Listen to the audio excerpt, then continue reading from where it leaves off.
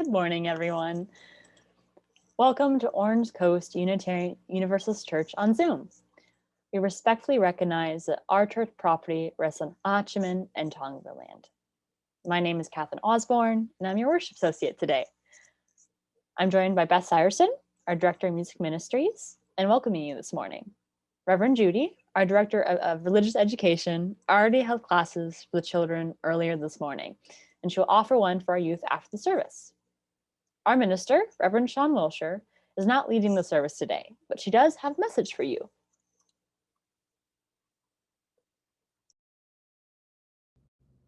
Hi, everyone. I hope you're having an absolutely fabulous day.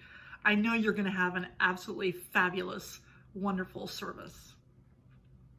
So for those of you who may not know me, I'm Reverend Sian Wiltshire, and I proudly serve this wonderful, beloved community. It really is fabulous. And that's what I encourage you to do. If you're new, you haven't quite gotten to know people, or you're just kind of coming in and lurking a little bit, that's okay. But what I really encourage you to do is get to know this community. And one of the best ways to do that is at the end of the service, we have these 20 minutes of breakout sessions to get to know people. And the nice thing is that everybody in there is in the same boat. It's random who gets put in there, so there's no real cliques going on or that sort of thing. That can happen sometimes, when we do in-person church, people get together with their friends, and that's totally cool and wonderful. But this way, you get to know new people, different people, which is just wonderful. And everybody's there. So, and this is a really friendly bunch. They are truly wonderful, loving, beautiful people, and I can't wait for you to get to know them. So I encourage you to do that. All right, without further ado, have an absolutely fabulous service.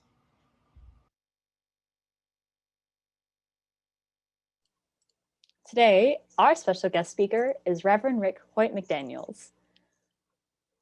Reverend Rick Hoyt-McDaniels has served Unitarian Universalist churches in the Los Angeles area for 23 years. He has a degree in music from the California Institute of the Arts and began his career working in nonprofit administration with AIDS Project Los Angeles. He earned his Master of Divinity degree from Claremont School of Theology in 1998 and was ordained later that year. He has served our churches in La Crescenta, Santa Clarita, Los Angeles, and most recently completed interim ministry with our church in Long Beach. He lives in downtown Los Angeles. And with that, I would like to invite you to open the chat box, and from OC, we already haven't already, say hi this morning. How the coffee is today, what's the weather like? I know I heard there's a lot of some strong winds in the area, so moving on though.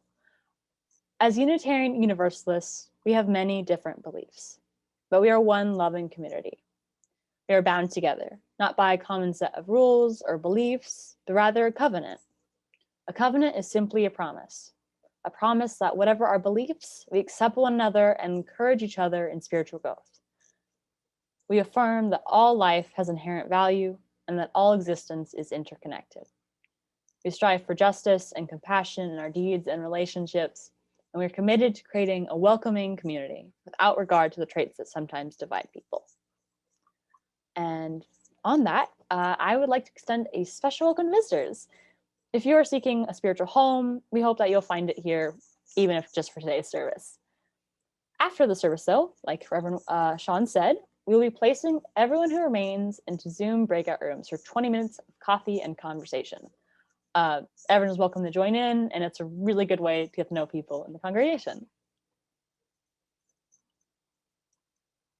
And with that, our worship begins with the lighting of our chalice, the symbol of Unitarian Universalist tradition, and as we light it, we say our Unison affirmation. If you have a chalice or a candle at home, we can light them together. Please join me now as we begin. Love is the spirit of this church, and service is law, to dwell together in peace, to seek truth and love, and to help one another. This we affirm together. Thank you. Good morning, everyone. Please join me in singing our opening song.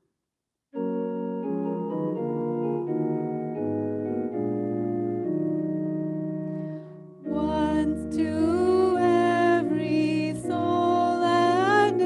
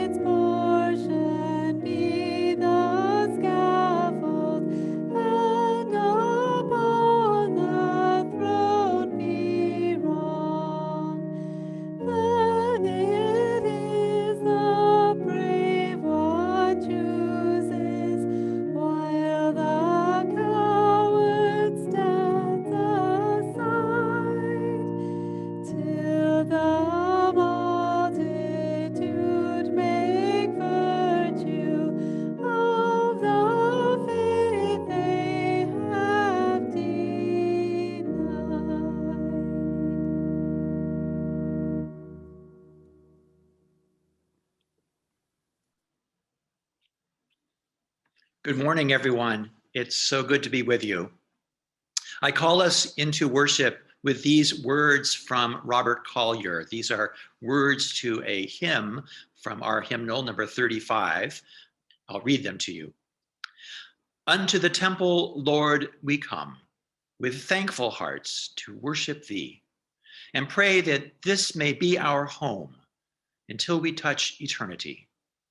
The common home of rich and poor, of bond and free, and great and small, large as thy love forevermore, and warm and bright and good to all. May the whole truth be spoken here. Thy gospel light forever shine, thy perfect love cast out all fear, and human life become divine. Welcome.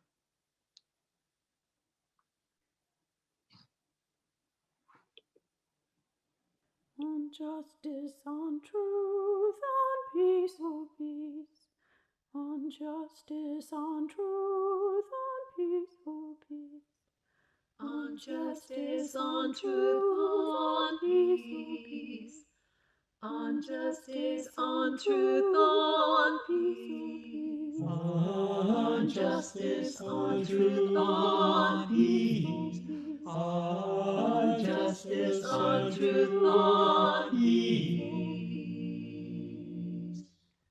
Rabban Shimon ben Gamliel said, on these three things the whole world stands. On justice, truth, and peace. On peace, O peace. On justice, on truth, on peace, O peace. On justice, on truth, on peace. Rav Huna added, where justice is done, truth is done, and peace is made. And peace is made.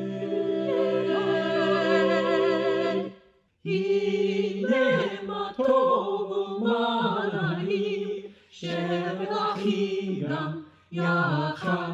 Hine ma tov u'manahim, shevet achim gam yachad. Hine ma tov u'manahim, shevet achim gam yachad. Hine ma tov u'manahim, shevet achim gam yachad. And on justice, on justice, on justice, on justice, on justice, on truth, justice, on truth. And on justice, on justice, on justice, on truth, justice, on truth, justice, on truth, justice, on truth. Peace.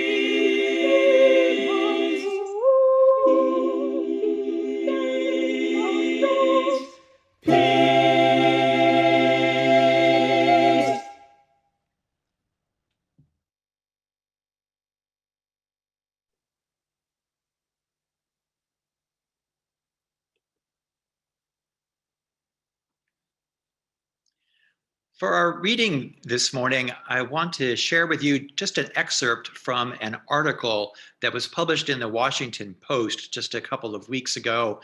This is by Margaret Sullivan, and the title is A Moment of Truth.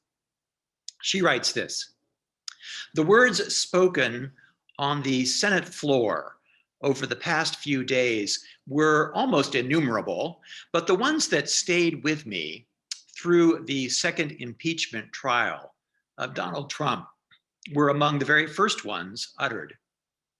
Democracy needs a ground to stand upon, and that ground is the truth. Lead House impeachment manager Jamie Raskin said in his opening statement, quoting his father, the political activist Marcus Raskin. This Senate trial would not be a contest among lawyers or between political parties, said the Maryland Democrat, who led the prosecuting team trying to make the case that the 45th president had incited the January 6 attack on the Capitol. No, the trial would be and should be, he said, a moment of truth for America. As it turned out, truth was perfectly well served in the trial, at least on one side. Raskin and the other House managers made an irrefutable case. It was so irrefutable that even the former president's greatest enabler, Senate Republican leader Mitch McConnell, admitted what the facts were, that Trump was practically and morally responsible for the insurrection. But the truth wasn't enough.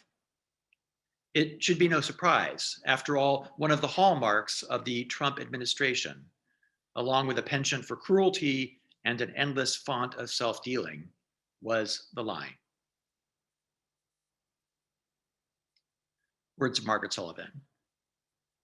Now I invite you to listen to our journey As song. for me and my house, you will find us serving truth. As for me and my house, you will find us serving truth. As for me and my house, you will find us serving truth.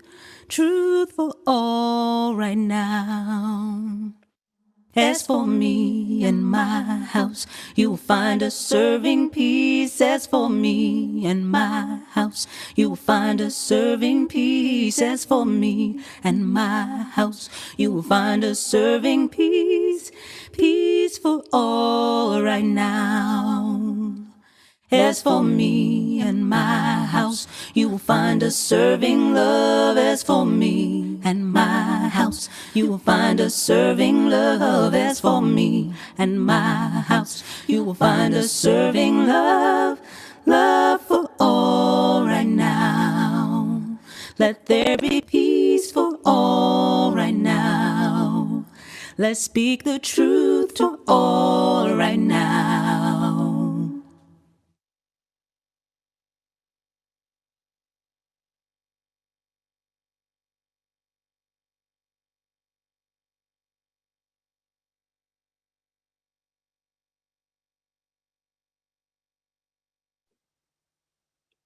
Democracy needs a ground to stand upon, and that ground is the truth, said House impeachment manager Jamie Raskin, quoting his father, Marcus Raskin. Marcus Raskin knew about the importance of truth in a democracy. After a career of government service, Marcus Raskin founded a progressive think tank in the 1960s and became a leading voice opposing the Vietnam War. In 1971, Daniel Ellsberg showed the Pentagon Papers to Marcus Raskin, and it was Raskin who connected Ellsberg to the New York Times, who published the papers. After a decade of lying to the American people about the course and the cost of the Vietnam War, the Pentagon Papers exposed the truth from the government's own records. The people could read the truth for themselves. And with the truth, we could make a democratic decision. Democracy needs a ground to stand upon, and that ground is the truth. The ground of truth is what Jamie Raskin hoped to offer the American people during Trump's second impeachment trial. The truth about what happened, why it happened, who did it, and who encouraged them to do it. But as we know, and as Margaret Sullivan reports in her article, in this case, the truth wasn't enough. After an onslaught of lies stretching throughout the Trump presidency, the truth wasn't enough. The Washington Post fact checker started counting Trump's lies at the beginning of his presidency, and by the end had counted 30,573 false or misleading statements, an avalanche of lies, a tsunami of lying. Lies about the size of his inauguration crowd, the economy, the size of his tax cut, lies about the big, beautiful healthcare plan he had ready to take the place of Obamacare, lies about who would pay for the border wall, lies about who actually was paying for the tariffs he imposed, deadly lies about the coronavirus, and finally, the big lie about a stolen election. We are swimming in a sea of untruths these days, and not just from Trump. Here's a paragraph I read from an article in the New York Times a couple of weeks ago about the rise of Christian prophecy. This is by Ruth Graham. And she writes, as denominational Christianity declines almost across the board, magnetic independent leaders have stepped into the void.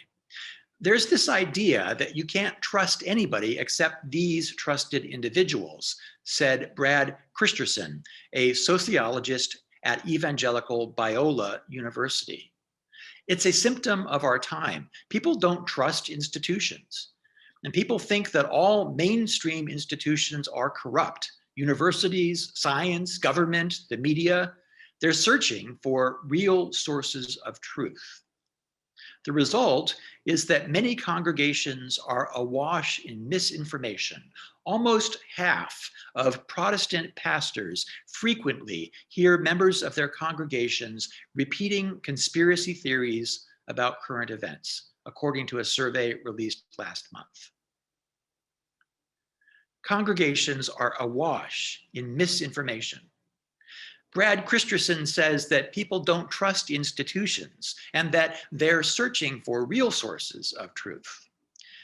But I think rather people are looking for comfort. Religious people, non-religious people, all people are looking to ease their anxiety, to ease their fears.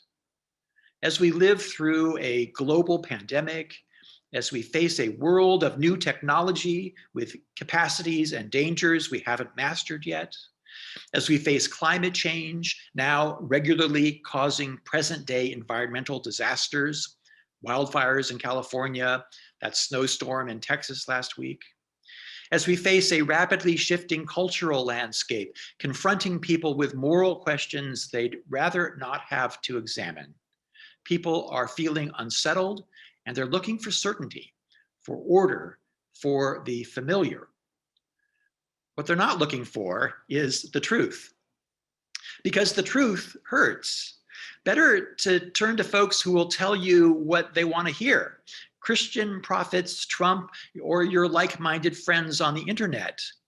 Now, some of those voices are deliberately lying because capturing your attention is good for their wallets or to increase their power. Others are simply sharing out loud the fantasies that they've constructed to ease their own anxieties. God is in charge, there's a plan, the scary monsters aren't real, and the true villains are easily identified and will soon be punished. Marcus Raskin tells us democracy needs a ground to stand upon, and that ground is the truth. Well, no wonder our democracy feels unsteady on its feet nowadays. America is facing a truth crisis. Back in October, I was with you. You might remember I preached for you about the meaning of the phrase liberal religion. I said that we are a liberal religion, not because of our politics, but because we follow in our religion the principles of classical liberalism. Classical liberalism is a means of resolving conflict through free speech, open debate, and persuasion through the use of evidence and reason. Through the liberal method, we discern the truth, we gain knowledge, false ideas are put away, and we ground our social policies in reality. I like to say that Unitarian Universalism is a reality-based religion. We know sometimes the truth hurts. But as a reality-based religion, we accept the uncomfortable truths because we know that ultimately abiding falsehoods hurts even more. Only if we know the truth about climate change, about the Vietnam War, can we take the action necessary to ease suffering now and make a better future. Sometimes the truth hurts, but as we saw on January 6th, falsehood destroys. So what do we do then if our faith and our democracy depend on a ground of truth, but we find that ground so polluted with falsehoods, with unreality? Well, back in October, I counseled that the antidote to false speech is free speech. I quoted John Milton, who's quoted in our hymnal, saying, "Whoever knew truth put to the worse in a free and open encounter." Milton says, though all the winds of doctrine were let loose to play upon the earth, so truth be in the field, we do injuriously to misdoubt her strength. But I have come, I admit, over the last few months to feel a little doubtful about truth's unaided strength. When powerful voices in politics and the media are willing to lie so constantly, so willfully, so shamelessly, denying real dangers and inventing imaginary threats to shift the focus, and when our populace is divided into media bubbles where half of us never even see the news that the other half is seeing, how can the truth win out? The media bubbles on the right and the left aren't playing the same game. They aren't even playing on the same fields. Different news for different audiences. And while we are searching for truth, much of the media on the left and the right are merely searching for clicks. It's eyeballs on ad buys that they're after, not the truth. Rush Limbaugh, dying this last week, should remind us that making outrageous statements designed to inflame emotion and flatter listeners, not further the truth, is a long-standing, successful media strategy, and a successful political strategy too, for some candidates, and a successful religious strategy too, in some churches. The environment is the same for all of us, regardless of what end of the political spectrum or the religious pew you happen to be sitting on. The danger of entertainment passing as information, biased news sources, unreliable authorities, social media echo chambers, and bubbles of our like-minded friends presents the same danger for all of us. We who want the truth, we who want to follow a reality-based faith, we who are willing to bear the hurt of truth because we know that eventually only truth can end the hurting, how do we know that what we think we know is actually true? How do we know? This is the question of epistemology, the theory of knowledge. How do we know? How do we distinguish truth from falsehood? How do we know what is real? It might seem obvious that to know something simply means that the idea in your head matches the truth of the thing in reality. I know Biden won the election because what I think about the election corresponds to what actually happened in the election. The thought in your head corresponds to the real world outside. But those claiming election fraud also think they know what really happened. So there's a problem with this simple theory of knowledge, because comparing the thought in your head to the truth in reality requires that we have some way to directly access the truth of reality outside of our own thinking about it. And we don't. That's precisely the problem that we're trying to solve. We can't access reality directly. We're always trapped inside our own brains.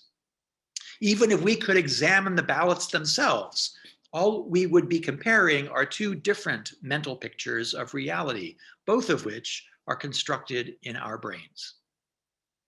Now, because of this problem, some philosophers concluded that no objective knowledge of external reality is ever possible. This is a fundamental tenet of the school of thought called postmodernism. All knowledge, they claim, is only subjective knowledge, a truth about yourself, perhaps, but not a truth for others. Postmodernism is a disaster for liberalism, including our liberal religion and our liberal democracy, because postmodernism denies the possibility of objective truth. As Marcus Raskin says, democracy needs a ground to stand upon, and that ground is the truth. But postmodernism can't give us the truth. Postmodernism won't let us consider objective evidence. Instead, we have only personal feelings and stories. So what I feel about the election is just as true as what you feel. I have my story, you have yours, with no way to judge between them. Is there a way out of postmodernist nihilism? Yes, there is. Another way to define knowledge is to say we know something about external reality when each piece of knowledge we have fits comfortably within a comprehensive system where all the parts agree with and support each other. So I know that Biden won the election because that idea fits with all the other ideas I have about voting and elections and news reporting and human behavior and so on and so on and so on. To know means I don't have to hold ideas that contradict each other or ignore the facts that don't fit. Now, this is the standard of evidence in a courtroom. This is also the standard of proof for scientific theories. When all the different parts of the subject fit together and support each other, then we have knowledge. We can say we have the truth. Individuals are still welcome to share their stories, but the goal is to shape all of these perspectives into a comprehensive whole, the truth. And that brings us back to Milton and classical liberalism. Folks meeting on a playing field to discuss, debate, defend, and determine together the truth. But that also brings us back to the question that I began with. In an environment that's so rife with deliberate lying and unreality, how do we lift up the truth above the lies? How do we create a coherent system we can trust as knowledge? And what about the people who aren't interested in the truth, or those who deny even that there is an objective truth that we could look for? The journeying song that we played right before the sermon began with this line: "As for me and my house, you will find us serving truth." I think that's where we have to begin. Me and my house. Let's be sure that we in this house are following truth-seeking best practices for ourselves first, and then maybe we can start to help others. So, truth-seeking best practice. Distinguish news from entertainment.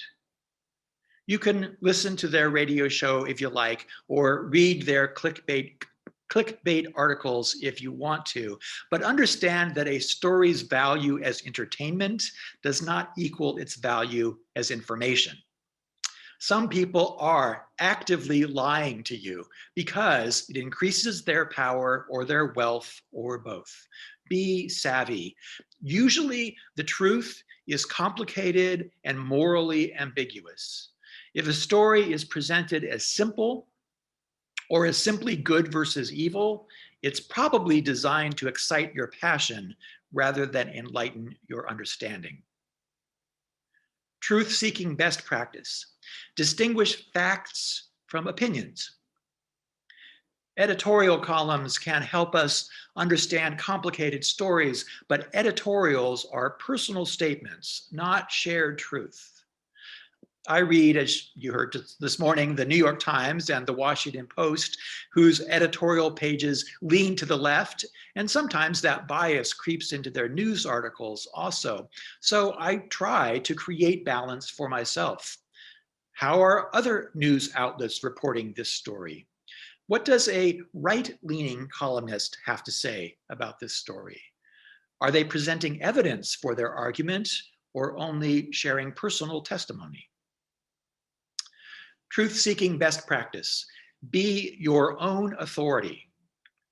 The Buddha said in his farewell sermon, "Be ye lamps unto yourselves, be your own confidence, hold to the truth within yourselves as to the only lamp." The first principle of our UU faith is direct experience. We get much of our information from trusted authorities. That's good and necessary, but getting as close to the facts as possible is a truth-seeking best practice. What does the poll actually say? What are the actual statistics? Look it up for yourself. Check it out. One last truth-seeking best practice. Distinguish friends from facts. On social media and in person, we tend to hang out with people like us, people who look like us, think like us, are about our same age and economic class, and live in the same neighborhoods we do. Our friends support us and affirm us. We need friends for social reasons, but for truth reasons, we also need people who aren't like us, who can offer different experiences and broader perspectives. It's a truth-seeking best practice to seek out people who you can respect, but don't always agree with. Maybe you'll never think of them as friends, but you might come to rely on them as valuable partners in your truth-seeking. Now that line, as for me and my house, you will find us serving truth, it's taken from the Bible, actually, slightly adapted. It's in the book of Joshua, at the end of the Exodus story. The Israelites have come out of Egypt. They have walked through the desert. They have suffered and starved for 40 years. Moses has died and left Joshua in charge, but still the people haven't arrived at the land promised to them. And now many are thinking that if the God Yahweh can't bring them to the goal, maybe they should find another God who can.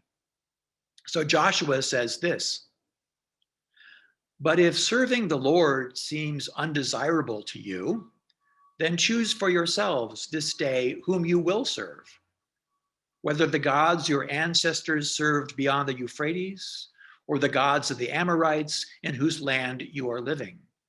But as for me and my household, we will serve the Lord." Serving the truth is hard work. The truth can hurt. The truth challenges and aggravates. The truth complicates and sometimes delays. Maybe better to go back to the Egypt of comfort. But Egypt is also slavery, and it is the truth eventually that will set you free.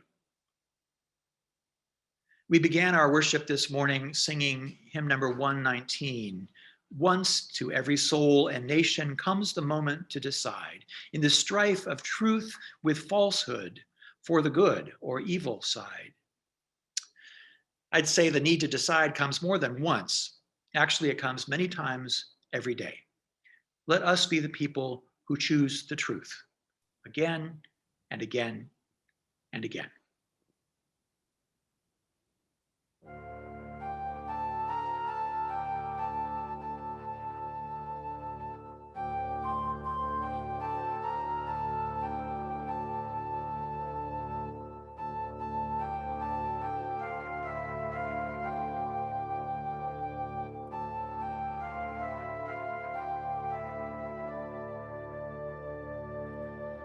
Be lamps unto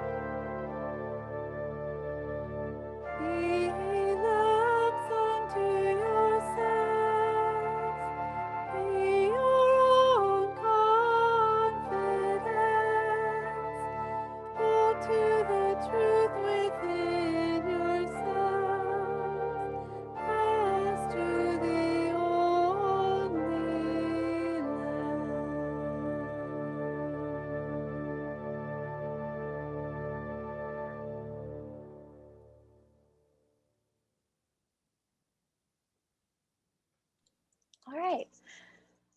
Unitarian Universalist congregations are fully self-supporting, meaning that members and friends raise all funds for the operating budget, ministries, and programs of the church.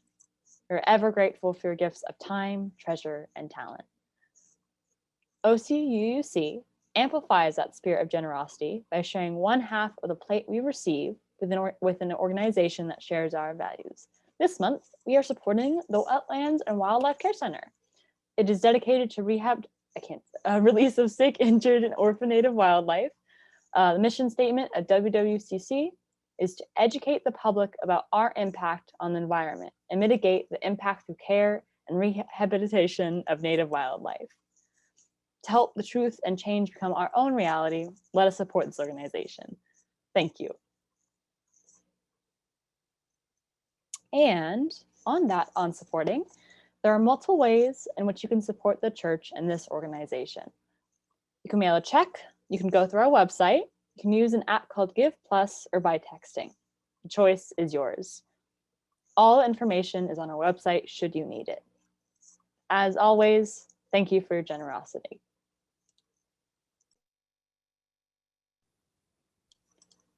Please join in singing We Gather Together, a song that puts our intentions into words, expresses our gratitude for the many gifts we share.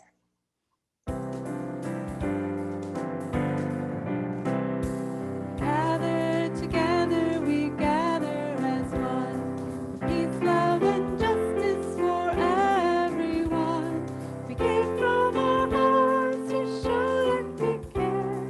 We can change lives with what we share.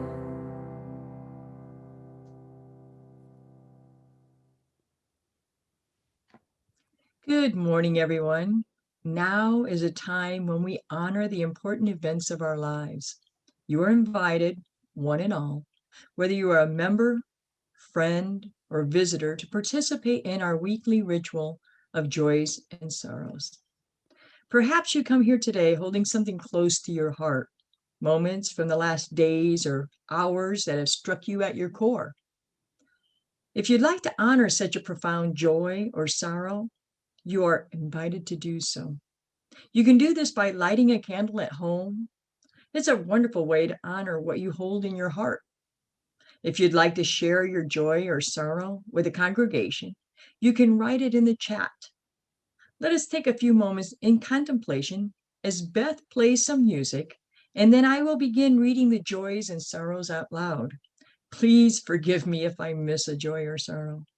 You can help me not to miss any by waiting to type comments to an expressed joy or sorrow until we have finished.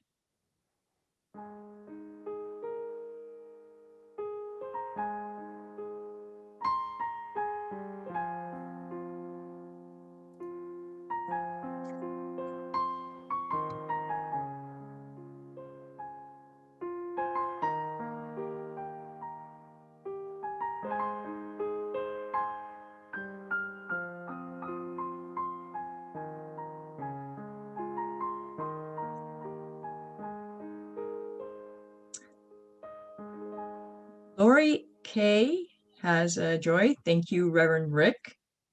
Great job. Joan A has a sorrow. My husband was just diagnosed with ALS. We are shocked and terrified. We have our first appointment with a specialist on March 10th. Our thoughts and prayers go out to you, Joan, and your husband. Gabriella, great sermon, Reverend Rick. Alan, my mom fell and broke her pelvis. She's 90 and now fighting for words. We're thinking about you, Alan. Thank you. Angie O, I got my first shot yesterday. I'm a high school teacher. Hopefully more kids will be back in school in the near future. Yay.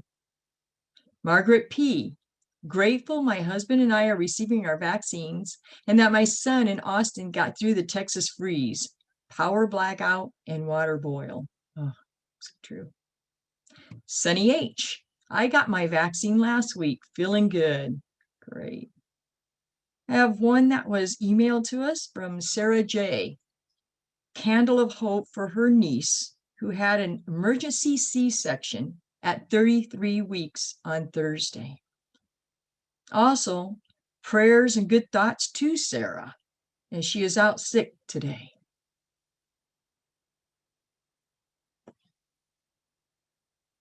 Let us hold in love all the joys and celebrations and all the hurts and sadness, both spoken and silent. Let our joys remind us to be thankful, our concerns remind us to hope, and our sorrows remind us to connect. Let all these moments remind us that we are not alone.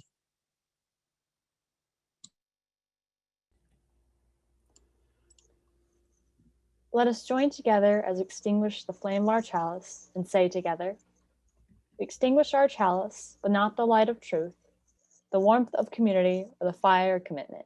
These we carry in our hearts until we are together again. Thank you for joining us this morning. We are a congregation made of all people who all believe differently. And yet when we gather together, we make up one loving community. We need not think alike to love alike. If you are a guest or a visitor or someone who hasn't yet been known to us, I invite you to become a part of this beloved community, even if just for today's service. We encourage you to write in the chat your name and where you're from so we can welcome you. On that, if you'd like to know more about our church, including programming for children and youth, please contact us at hello@ocuuc.org, and we'll help you get connected. In addition, we invite you to sign up for our weekly email called The Blast at blast@ocuuc.org. We want everyone to feel a part of this beloved community, so please reach out and we will help you get connected. And after the benediction, we will have a short period where everyone can wave and say hello, then those remain will be put into Zoom breakout rooms for 20 minutes if you so choose. We invite you to check in and get to know the people in your group and welcome any visitors. And on that, we have some announcements today.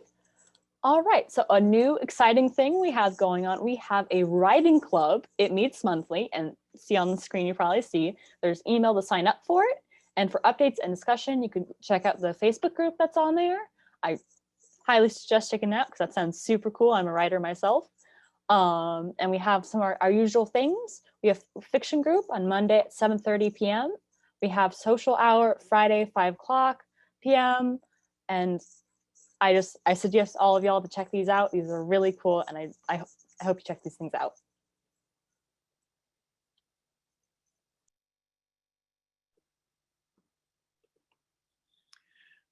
For our benediction, I offer the good word of truth. May the blessings of truth be with you, guide you, and sustain you. Seek the truth diligently, faithfully, fearlessly.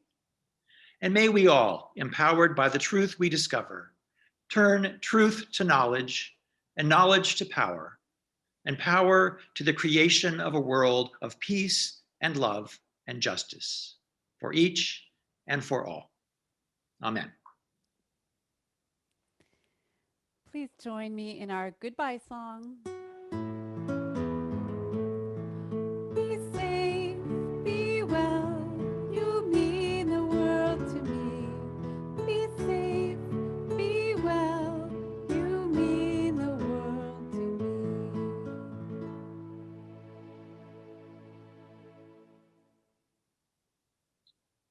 This service is over. Let our service continue.